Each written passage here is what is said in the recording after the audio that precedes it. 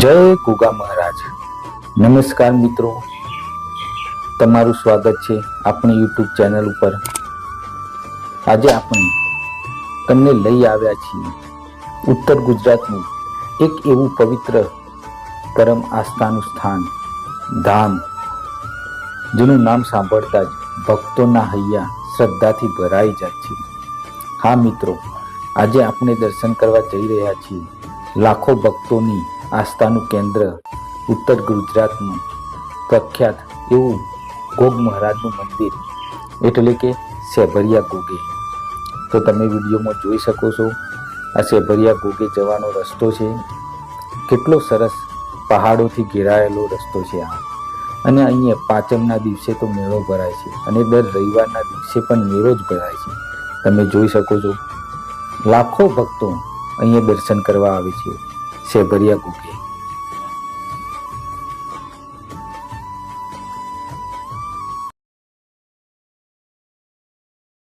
નજારો દેખાઈ રહ્યો છે તમને, જુઓ. આ ગેટ છે સેભરિયા ગોગ મહારાજનો, જે નવું મંદિર છે. અહીંયા બે મંદિર આવેલો છે, બરાબર. એટલે આ નવું મંદિર છે, આ નવું પરિસર હું તમને બતાવીશ. અહીંયા મંદિરનું અહીંયા પાર્કિંગની સરસ મજાની વ્યવસ્થા કરેલી છે. તમે જોઈ શકો છો કેટલો ખુલ્લો એરિયા છે અહીંયા. તો મિત્રો, ગોગ મહારાજનું આ નવું મંદિર ખરેખર અદ્ભુત છે અને અહીંયા લાખો બાપાના દર્શન કરવા માટે આવે છે. તમે જુઓ, આ સરસ મજાની વ્યવસ્થા કરેલી છે. અને આ મંદિરની અંદર તમે જેવા અંદર આવશો તો તમને અલૌકિક શક્તિનો અહેસાસ થશે. આ ઉત્તર ગુજરાતનું એવું ગોગ મહારાજનું બહુ પ્રખ્યાત અને મોટામાં મોટું મંદિર માનવામાં આવે છે. તમે જુઓ, આ મંદિરનું પરિસર છે. અહીંયા મંદિર તમે જુઓ, મંદિરની ડિઝાઇન અલગ ટાઈપનું આ મંદિર તમને જોવા મળશે. એટલે ઉત્તર ગુજરાત બાજુ જ્યારે પણ તમે આવો મિત્રો, તો આ મંદિરના દર્શન કરવાનું તમે ભૂલતા નહીં. ખરેખર તમને બહુ મજા આવશે. આ મંદિરની બાંધકામની શૈલી પર નજર કરીએ ને તો ખરેખર અદ્ભુત છે. અને તમે જોઈ શકો, અમારા દર્શકો હાલ આવી રહ્યા છે. ગોગાની દયા છે આ તો. હા,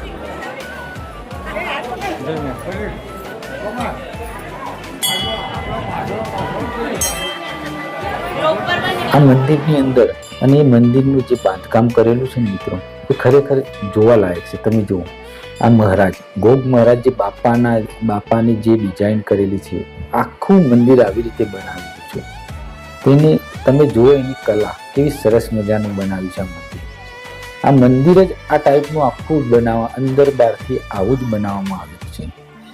ખરેખર આ કારીગરોએ રાત દિવસ મજૂરી કરી અને ખરેખર આ જે નકશીકામ કરેલું છે ને મંદિરનું, એ ખરેખર જોવાલાયક છે. અને પ્રાચીન કલાને જીવિત રાખવું એવું લાગે છે. અને આ મંદિરની ઊંચાઈ પણ એટલી છે, દૂર દૂરથી જ મંદિરનું શિખર અને ધજા સરસ મજાની લાગે છે. દૂરથી તમે જુઓ તો મંદિરની ડિઝાઇન પણ બહુ સરસ બનાવવામાં આવી છે. તમે જોઈ શકો છો, એની ઘુમ્મટ, અંદરનો ભાગ તમે જુઓ કેટલો સરસ લાગે છે, અદ્ભુત તમને લાગશે. અને અહીંયા તમે ઘડીક વાર તમે આવશો તો તમને અલગ શક્તિનો અહેસાસ જ થશે. એટલે હજારો ભક્તો અહીંયા આવે છે અને તેમની મનોકામના લઈને આવે છે અને બાપાના દર્શન કરે છે. અને બાપાની મનોકામના પૂરી કરે છે ને અહીંયા મહારાજની, તો બાપા એમના દર્શન કરે ને તો બાપા એમની મનોકામના જરૂર પૂરી કરે છે. એવી એનું આસ્થાનું સ્થાન છે આ મંદિર. તમે એકવાર આ મંદિરની મુલાકાત તો કોઈ જરૂર લેજો. તમે જુઓ કેટલું સરસ મજાની ડિઝાઇન છે, એનો ઘુમ્મટ છે, અંદરના ભાગનો છે. અને હવે તમે આ મંદિર જુઓ, અમારા કલ્પેશભાઈ દર્શન કરી રહ્યા છે, તમે જુઓ. અને તમે જુઓ મંદિરની અંદર બાપાનું જે એક સ્વરૂપ, અને એના દર્શન કરવાથી તમારું મન પ્રફુલ્લિત થઈ જશે. તમે જુઓ, એને સામે નજર કરવાથી તમારી બધા દુઃખ દૂર થઈ જાય, એમ કહીએ ને તો પણ ચાલે. એટલે બાપાનો એટલો હાથ છે, ગોગ મહારાજનો એટલો હાથ છે. તો તમે જ્યારે પણ આ સાઈડ આવો તો હું તો તમને કહું છું કે એકવાર આ મંદિરના દર્શન અચૂક કરજો. તમને તમારા શરીરમાં આખી ઉર્જા આખી બદલી જશે. કેમ કે તમારા નકારાત્મક શક્તિ હોય ને એ તમારી દૂર થઈ જશે. અને દર્શન કરવાથી તમારા અંદર, તમારી શરીરની અંદર પોઝિટિવ ઉર્જા પેદા થશે. હવે હું તમને બતાવી રહ્યો છું મંદિરના બહારનો ભાગ.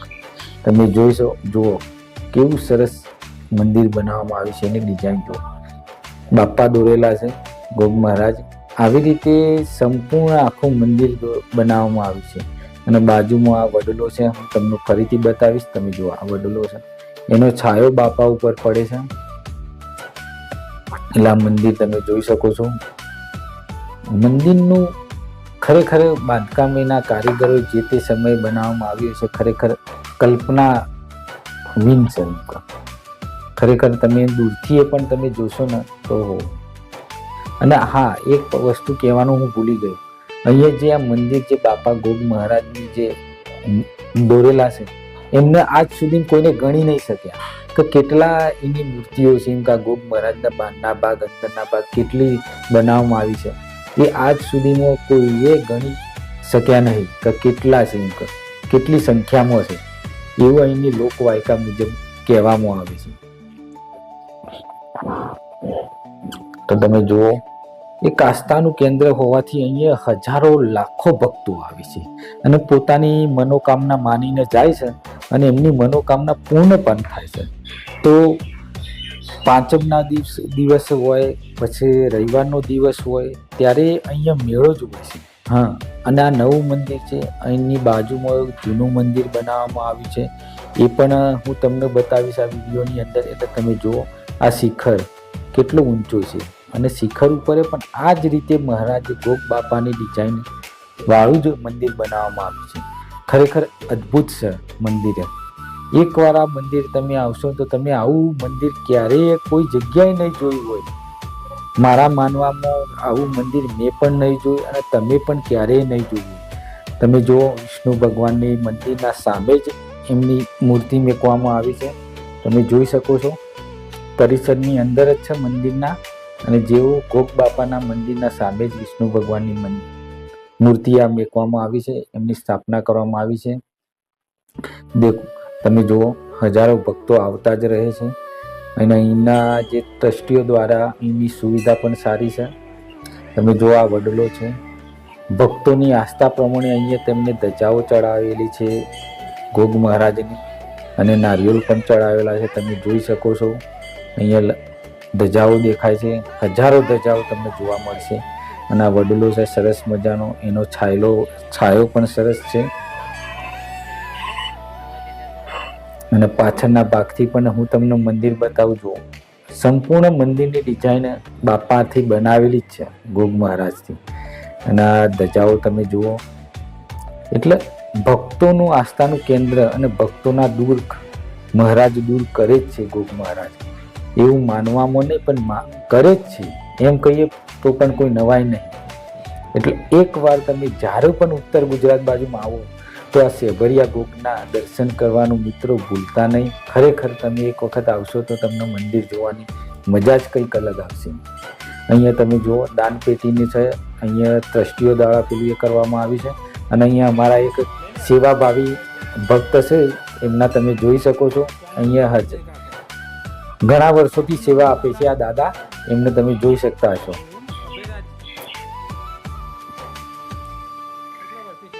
એટલે દાદા અહીંના સ્થાનિક છે, આજુબાજુના ગામના. અને આજુબાજુના ગામની પબ્લિક તો અહીંયા બહુ જ આવે છે, બહુ જ દર્શન કરવા આવે છે. એટલે મિત્રો, અહીંયા પણ સુવિધા પણ તમે જુઓ, આપણી ગાડી ઊભી છે, અહીંયા પાર્કિંગની સુવિધા કરેલી જ છે ઓલરેડી. એટલે આપણી ગાડી અહીંયા ઊભી કરી હતી. અને તમે જુઓ, આ ચોક કેવડો મોટો છે. અને બીજું એક વસ્તુ કે અહીંયા ભોજન કરવાની પણ વ્યવસ્થા છે. એટલે બાપાના તરફથી જે પ્રસાદ મળે છે એ અહીંયા પણ વ્યવસ્થા કરવામાં આવેલી છે. આ વાડી છે, એની અંદર દર પાંચમના દિવસે અહીંયા ભોજનનો પ્રસાદ મળતો જ હોય છે, બરાબર. અને બીજા દિવસે આવો તો અહીંયા ચાની પણ વ્યવસ્થા છે, તમે જોઈ શકો. આ હાલ હું તમને બતાવી રહ્યો છું, સરસ મજાના ડિઝાઇનમાં બાપાનું દોરેલું ચિત્ર છે, તમે જોઈ શકો છો. અને આની બાજુમાં એક ચા પીવાની પણ વ્યવસ્થા 24 કલાક કરેલી છે, બરાબર.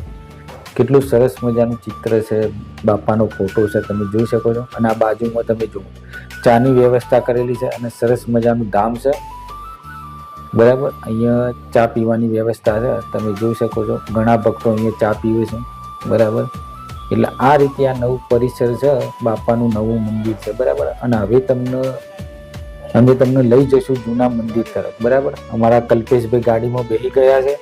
હવે ગાડી જેવા એરા રેસ મારીને આગળ લઈ એવા આપણે તમને જૂનું મંદિર બતાવશું, સેભરિયા ગોગનું, બરાબર. એટલે હવે ગાડીમાં ફટાફટ અમે બેસી ગઈએ.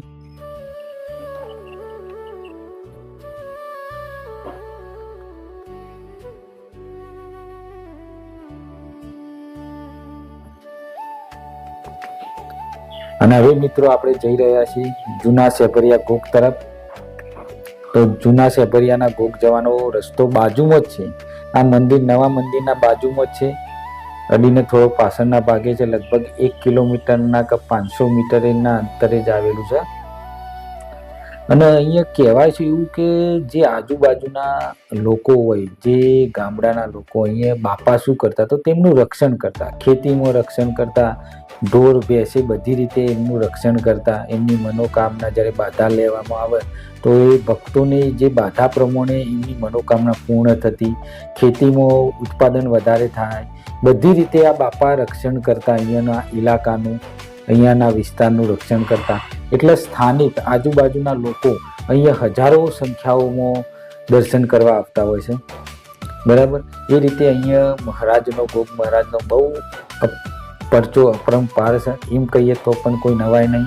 અને અહીં આપણે આવી ગયા છે સેભરિયા ગોગ મહારાજ, જે જૂનું સ્થળ છે ત્યાં આવી ગયા છે. તમે જુઓ, જંગલની વચ્ચોવચ અને હરિયાળીમાં આવેલું આ મંદિર છે. હાલ ઉનાળો છે, ચોમાસાની અંદર તમે આવશો તો અહીંયા તમને કોરે માખર ડુંગર હોવાથી લીલું છમ વાતાવરણ લાગશે અને પાણીનો નજારો પણ કંઈક અલગ જ જોવા મળશે. બાળકો માટે રમવાની પણ વ્યવસ્થા છે, સરસ મજાના ઢગલા અને વાળા રસ્તાઓ હોવાથી અહીંયા પણ ફરવાની પણ મજા આવશે. આ તમે જુઓ, જૂનું મંદિર છે સેભરિયા ગોગનું, બરાબર. આ જૂનું મંદિર હતું અને પેલું અગાઉ તમને બતાવ્યું નવું મંદિર છે, બરાબર. આ જૂનું સ્થાનક હું તમને બતાવું છું, એના દર્શન હું તમને કરાવીશ, બરાબર, આ વિડીયોમાં. એટલે જ્યારે પણ તમે આવો તો તમે નવા મંદિરના તો દર્શન કરશો જ, પણ સાથે જો તમારે જૂના મંદિરના દર્શન કરવા હોય તો આ એનો રસ્તો છે.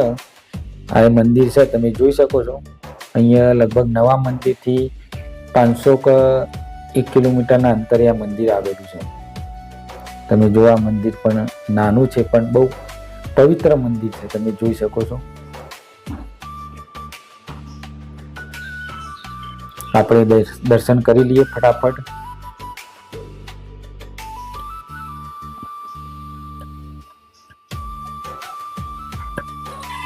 જો આ મંદિર છે સેભરિયા ગોગ મહારાજનું. બાપાની ખરેખર મનોકામના અદ્ભુત છે. ખરેખર હજારો ભક્તોના દુઃખ દૂર કરે છે. એટલે એકવાર હું તો તમને કહું છું, જરૂર આવજો દર્શન કરવા. જ્યારે પણ તમે ઉત્તર ગુજરાત બાજુમાં આવો તો બાપા ગોગ મહારાજના દર્શન કરવાનું ભૂલતા નહીં, સેભરિયા ગોગના. નમસ્કાર મિત્રો, તો જો આપણે હાલ જે જગ્યાએથી આ જૂના સેભરિયા ગોગા કહેવાય છે, એના મોરી જે દર્શન કર્યા ને એ આપણા નવા સેભરિયા ગોગ કહેવાય છે. એટલે મિત્રો જુઓ, એનો ઇતિહાસ જે હતો એ અમે તમને બતાવવાની કોશિશ કરી છે. જે હતો એ ઇતિહાસ, જે લોકવાયકા મુજબ જે હતો એ તમને કીધો છે. અને અહીંયા આપવું હોય તો તમે કઈ રીતે આવશો? અહીંયા આવવા માટે જો તમારે ખેરાલુથી આવવું હોય તો ખેરાલુથી કોદરામાં આવવાનું, અને કોદરામથી અહીંયા સેભરિયા ગોગ તમે સર્ચ કરશો ગૂગલની અંદર તો તમને મળી જશે રસ્તો, બરાબર. પછી વડગામથી આવવું હોય, પાલનપુરથી આવવું હોય તો પાલનપુરથી વડગામ અને વડગામથી તમે કોદરામાં આવી શકો છો અને ત્યાંથી સેભરિયા ગોગ આવી શકો છો. પછી એક વાસણાથી એ વચ્ચે રસ્તો આવતો હોય છે, બરાબર. મુક્તેશ્વર ડેમ બાજુથી આવવું હોય તો પણ તમે આવી શકો છો. તો આ હતું સેભરિયા ગોગ મહારાજનું મંદિર. તો મિત્રો, તમને અમારો વિડીયો કેવો લાગ્યો? વિડીયો ગમ્યો હોય તો વિડીયોને લાઈક કરજો અને તમારા મિત્રો સાથે શેર કરજો.